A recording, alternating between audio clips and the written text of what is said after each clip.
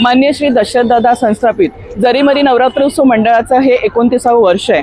आपण या नवरात्र उत्सवामध्ये विविध प्रकारचे उपक्रम इथे राबवले जातात। आज आपण इथे हळदी कुंकाचा कार्यक्रम आयोजित केला आहे। आपल्या प्रभागातील सर्वच महिला इथे उपस्थित आहेत।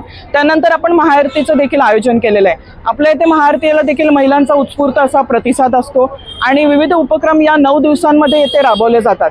आता आपण मेडिकल कॅम्प देखील घेणार, ज्यामध्ये पूर्ण बॉडी चेकअप होणार आहे। मुलांसाठी देखील आपण फॅन्सी ड्रेस स्पर्धा, त्यानंतर चित्रकला स्पर्धा देखील आयोजित केली होती आणि महिलांसाठी आम्ही काल त्यांच्यासाठी एक रेट्रो थीम ठेवलेली होती, ज्यामध्ये विविध प्रकारच्या वेशभूषा करून महिला इथे आलेल्या देखील होता।